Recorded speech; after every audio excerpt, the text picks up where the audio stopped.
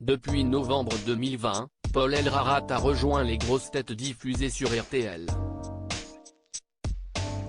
L'ancien maître de midi s'est particulièrement lié d'amitié avec l'une des sociétaires de l'émission. Mais de qui s'agit-il? Télé, radio, livre.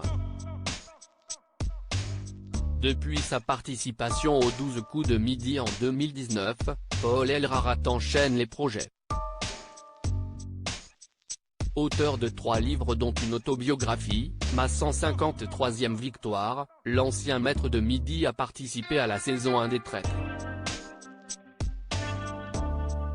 S'il a moins brillé au jeu de M6 remporté par Clémence Castel, le jeune homme de 23 ans, autiste Asperger semble s'épanouir comme sociétaire aux grosses têtes aux côtés de Laurent Ruquier.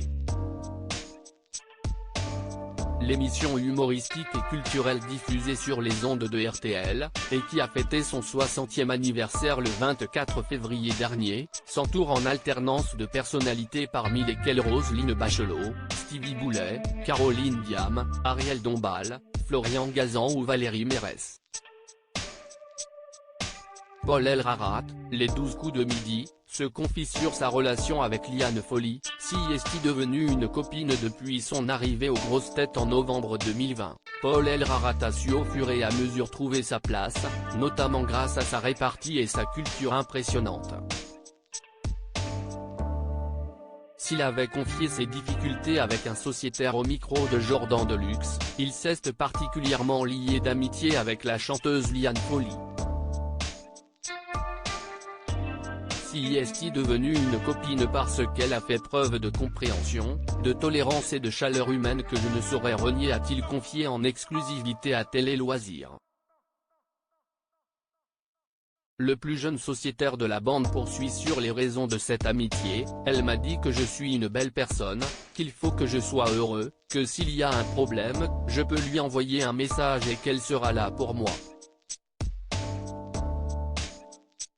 Si ce qu'un ami ferait et j'ai envie de lui donner ma confiance, de l'importance est de lui laisser une place de ma vie. Un documentaire sur Paul Elrarat bientôt sur RMC Story. Celui qui a remporté près de 700 000 € de gains aux 12 coups de midi a été suivi par des caméras pendant plusieurs mois dans le cadre de ses différents projets professionnels et là où il vit, chez ses parents à Grenoble. Auprès de Télé Loisirs, il en a dit plus sur les raisons qui l'ont poussé à participer à ce documentaire intitulé Paul Elrarat, les victoires d'un autiste Asperger. J'avais le désir de montrer et de faire comprendre aux autres comment je fonctionnais. À travers mon témoignage, j'espère faire avancer la cause de l'autisme.